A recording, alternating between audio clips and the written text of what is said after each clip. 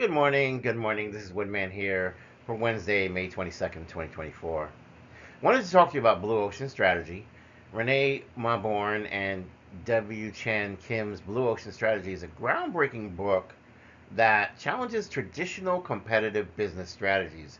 It advocates for the creation of a new market spaces, blue oceans, so to speak, rather than competing in oversaturated existing markets or red oceans. Let's go through a summary of each chapter of this book to kind of explain how it works. So, in the first chapter, it's called Creating Blue Oceans. And this chapter kind of introduces the central premise of the book, the distinction between red oceans, which are existing market spaces with fierce competition, and blue oceans, untapped market spaces ripe for innovation. And it outlines the need for businesses to create blue oceans to achieve sustained high performance and growth. In other words, why continue to do business the same, which everybody knows about, when you can create something new, something which people will flock to, and you will be ahead of the curve before people can catch up? The second chapter talks about analytical tools and frameworks. Mauborgne and Kim present the key analytical tools and frameworks used to develop a blue ocean strategy.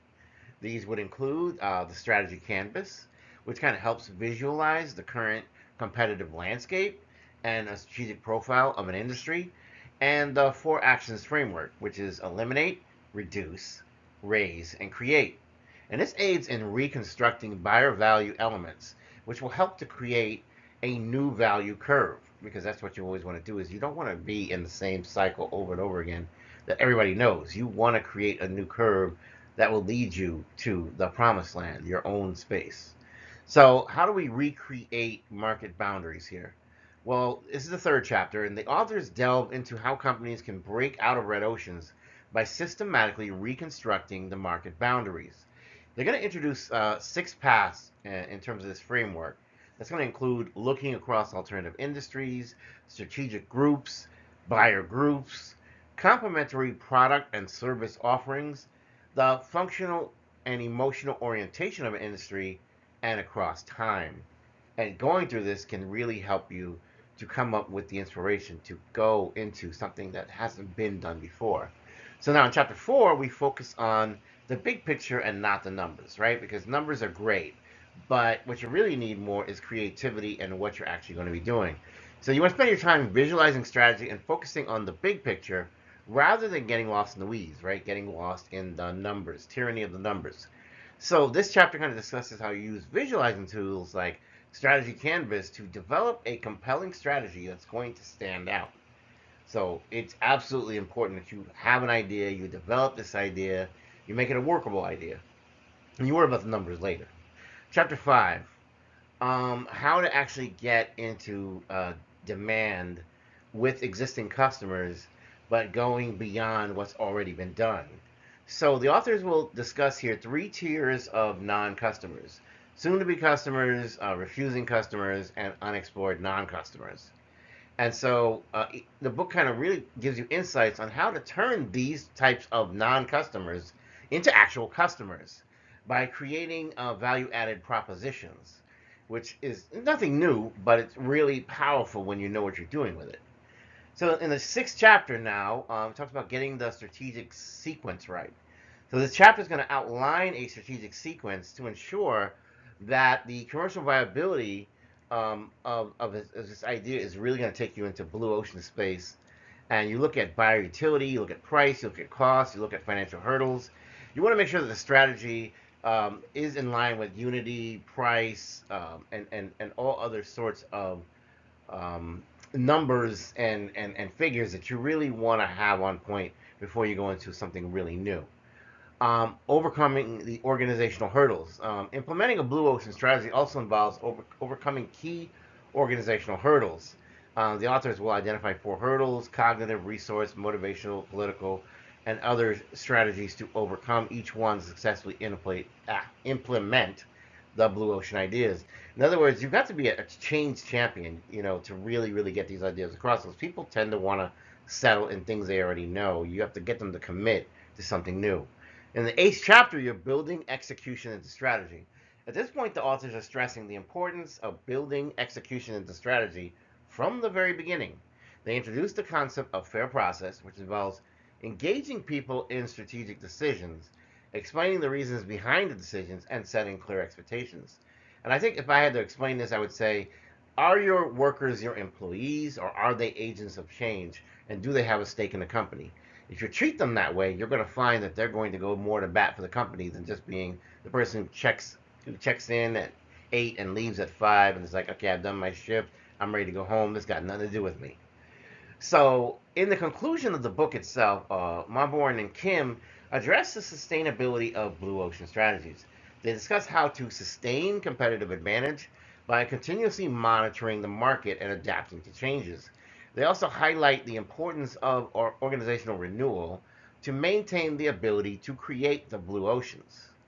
And of course, there are some additional resources at the back of the book, different tools and frameworks for which they offer the readers to use. So the book here includes various tools and frameworks to help businesses implement blue ocean strategies. These resources can provide practical guidance on how to apply the concepts which are discussed in the book to real-world business challenges. Now, I just want to take a couple of moments because even though I know this was a really super brief summary, I do want to mention the fact that you have these examples, like maybe, Barnum and Bailey Circus to Cirque du Soleil, right? Like that was a true transformation where they decided to move away from the old model of circuses and what made them so great and move into something different, which is kind of like tweaking it, but taking it to a whole new field and actually making Cirque du Soleil one of the premier forms of entertainment around the world. So you want to have innovative value propositions. You want to combine theoretical insights with practical tools to help businesses systematically develop and implement strategies that lead to uncontested market space. Even if you look at the image below, you can see the one guy who's on this boat. It's not even much of a boat, really, right? It's like it's ready to sink. You got all these sharks circling around, right? Because that's the tenuous state of this oversaturated market. Whereas you have the other person in a real boat, and they're fishing, and they're calm, and they're peaceful, and they know good things are about to come because they have gotten into this space where they really, really have gotten into the psychology of these non-customers, and they're learning how to make them actual customers. Another, I think, example discussed in the book beyond Cirque du Soleil is, I want to say maybe it's Yellowtail Wines, I think is that what it's called? Of how they moved away from traditional wine models and how they moved into this wine model, which is, definitely appeals to a different kind of consumer, but it's nothing that Trader Joe's didn't do, right? Like, when they had Ernest and Julio Gallo wines, I mean, those were absolutely rock bottom prices, and people would flock to Trader Joe's to get those wines. And it was really a good idea because the wines were still kind of quality wines, even though they were able to slash the prices and get people hooked. So, and then I think the last example they give is kind of like more like with policing, that you have the traditional policing system where the police dedicate all their resources to go after the most serious crimes. And this is what's intuitive for everybody. This is what everybody knows. This is existing red ocean market space, which is that, you're trying to combat these crimes. You're going after the tough cases and the hardest offenders, and you still don't feel like you're getting anything done. So then you have a place like NYPD at a certain period of time where I think was it Timony they brought on as a chief, and he kind of took them down a different direction. Was implementing the broken windows policy, which I know is very controversial. A lot of people don't like it, but the idea behind the broken windows policy is that by tackling the little things don't then snowball into big things. And so while you wouldn't think much of it because you'd say, oh, I feel like you're wasting your time going after that little piddly stuff when you could be going after the real thing. What you find is that if you have the little stuff addressed right away, it doesn't get worse. You actually are becoming preventative. You're actually aggressive. You're getting ahead of the problem, and in many cases, it actually can make things better. So even though a lot of people don't really think it's a great strategy, it seems to have worked in a couple of police departments across the country, and this is why some residents, live by this. They want to see this in their policing department. So again, this is Woody Claremont. I hope that you enjoyed this message for Wednesday, May 22nd, 2024, our Grand Rising Morning Message. Please continue to like, share, and subscribe. I appreciate your support for the channel, and have a wonderful and blessed day. I love you. Take care. Bye.